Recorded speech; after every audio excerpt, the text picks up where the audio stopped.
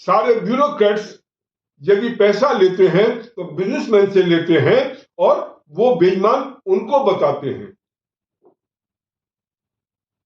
सारे जो unsocial elements हैं वो पैसा बिजनेसमैन से लेते हैं और फिर गालियां उन्हीं को देते हैं। सारे पत्रकार पैसा बिजनेसमैन से लेते हैं और फिर बेईमान उनको बताते हैं। यह अजीब सा सिस्टम चल रहा है कि बेईमानी, आप कुछ कंट्रीब्यूट नहीं कर रहे, आप स्वयं कुछ कर नहीं रहे, आप किसी को नौकरी नहीं दे रहे, आपको केवल गालियां देना आता है, दूसरे को बेईमान कहना आता है, और हर कोई गली में जो भी कोई व्यक्ति है वो सभी जो है बिजनेसमैन को गाली देने में लगे हुए हैं। यह जो स्थिति है ये देश के हित में नहीं है। मैं ये नहीं कहता कि ये सिस्टम बहुत अच्छा था, परंतु जो पहले सिस्टम चलता था जिसमें कैश के रूप में ट्रांजैक्शन होता था, जिसमें कोई ट्रांसपेरेंसी नहीं थी, उससे ये अच्छा है, उससे ये बेटर है। आज की डेट में कंपनियों ने कितना पैसा किसको दिया, किस पार्टी को दिया, ये सारी जानकारी इनकम टैक्स के पास होती है। कंपनी अपनी जो शीट तैयार करती है उसमें वो पूरा दिखाया जाता है। पार्टियां इलेक्शन कमीशन को जो अपना डिटेल भेजती हैं उसमें किस पार्टी से उनको कितना मिला वो सारा उनके उसमें दिखाया जाता है।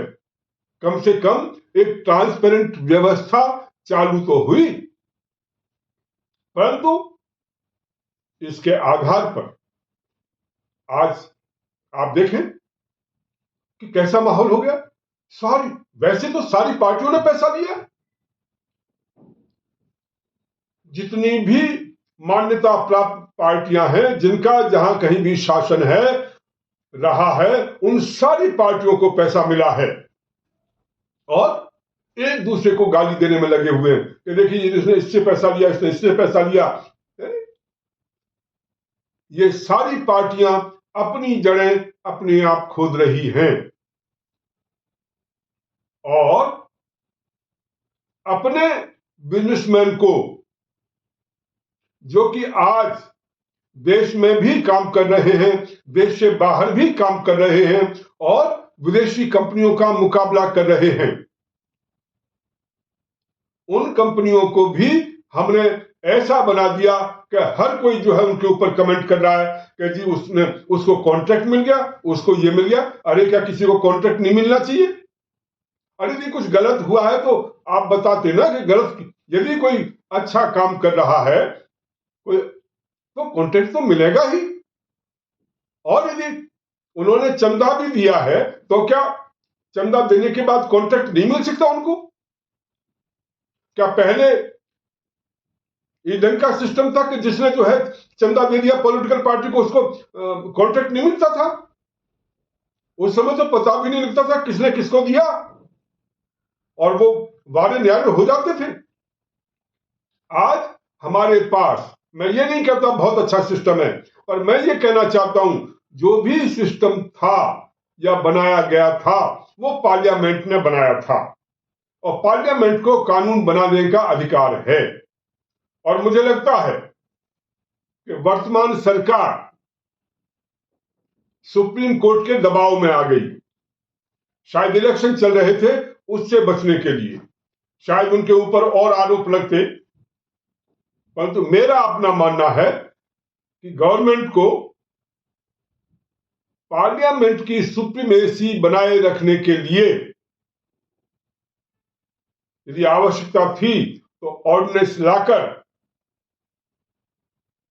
सुप्रीम कोर्ट की दखलंदाजी बंद की जाती या उसे रोका जाता, परंतु इस तरीके से हमने अपने बिजनेसमैन को हर एक के लिए टारगेट बना दिया है और सरकार ने जो एश्योरेंस बिजनेस कम्युनिटी को दिया था, उन लोगों को दिया था जो डोनेशन दें,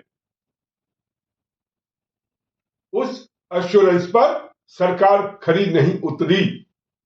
भविष्य में यदि कोई, ये केवल मोदी जी का सवाल नहीं है, कोई भी सरकार कल खड़ी होती है, लोगों को वो जो वायदा कर रहे हैं, वो जो कुछ कह रहे हैं, इवन कानून के माध्यम से भी जो कुछ कह रहे हैं, उसके ऊपर भरोसा नहीं होगा। ये पूरे सिस्टम को अनप्रिडिक्टेबिलिटी की तरफ ले जा रहा है, जिसमें हर समय अनिश्चितता बनी रहती है।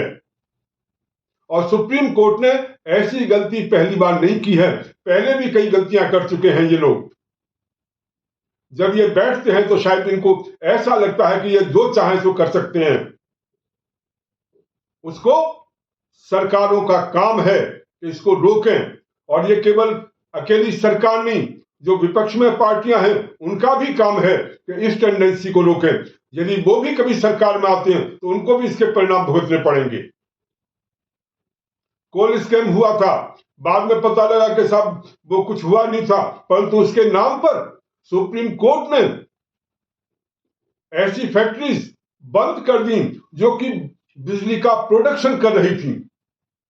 अरे आप पनिशमेंट कुछ दे रहे थे, आप फाइन लगा रहे थे, जो फैक्ट्री बन चुकी हैं, फैक्ट्री बिजली बना रही है, आप उनको खत्म कर रहे हो। बनी बनाई फैक्ट्रियां आपने बर्बाद कर दी। ये कौन सा तरीका है? तो ये जो तरीका चल रहा है सुप्रीम कोर्ट का, मैं समझता हूं बहुत अनुचित है, और मोदी सरकार को इसका प्रतिरोध करना चाहिए था, इस पर खड़े होना चाहिए था, इसको नहीं होने देना चाहिए था। अन्यथा आपकी किसी बात पर कि आप ये करने वाले हो, वो करने वाले हो, उस पर कोई भरोसा नहीं कर पाएगा। ये तो मैं कह सकता हूं कि मतलब ठीक है, वो सुप्रीम कोर्ट स्क्रूटनी कर सकता है, देख सकता है, अपनी ओपिनियन दे सकता है, परंतु इस ढंग से केवल अपने ईगो को सेटिस्फाई करने के लिए कि हम सुप्रीम हैं और किसी भी कानून को आप इस ढंग से कर दें, ये पूरी पार्लियामेंट की तौहीन है। पार्लियामेंट की जो सुप्रीमेसी है उसको चैलेंज है, और इसलिए मैं राष्ट्र निर्माण पार्टी की ओर से इसका विरोध करता हूं। हाँ, वो कोई रास्ता बताते बहुत अच्छी बात थी, कोई सुझाव देते बहुत अच्छी बात थी, परंतु सरकार ने भी लोगों, देश के लोगों को कोई विश्वास दिलाया है, उनको कोई कमिटमेंट किया है, तो उसका पालन होना चाहिए था। अन्यथा सरकार की किसी बात पर, सरकार के किसी कानून पर कोई भरोसा नहीं रखेगा, और ये देश को अनिश्चितता की तरफ ले जाएगा। न केवल ये, बाहर से आने वाली कंपनी भी मजाक उड़ाएंगी, अरे भाई ये क्या तरीका, आज ये कहा, कल वो हो गया, परसों ऐसा हो गया। ये जो स्थिति है वो अपने आप में बहुत गलत है। साथियों, यदि आप सहमत हैं तो इस वीडियो को शेयर करें, अपने कमेंट्स करें, लाइक करें, और अपनी ओपिनियन भी दें। केवल ऐसा नहीं कि सुना और उसको जाने दिया। अपने कमेंट्स करिए, विचार करिए, और राष्ट्र निर्माण पार्टी को मजबूत बनाइए। आपके इस पर स्क्रीन पर क्यूआर कोड है, उसके माध्यम से पत्रम पुष्पम फलम तोयम के रूप में पार्टी को जो भी सहयोग आप दे सकते हैं वो सहयोग दीजिए, जिससे कि राष्ट्र निर्माण पार्टी राष्ट्र के हित में अपनी आवाज मजबूती के साथ उठा सके, और मजबूती के साथ सब लोगों के बीच में हमारी आवाज पहुंच सके। वो तभी संभव है जबकि आप हमें आर्थिक सहयोग भी करेंगे। आप सभी साथियों का बहुत बहुत धन्यवाद। यदि आपको ये वीडियो अच्छा लगा हो तो जरूर कमेंट करें, और जरूर राष्ट्र निर्माण पार्टी को सहयोग करें, राष्ट्र निर्माण पार्टी के साथ खड़े हों। बहुत बहुत धन्यवाद।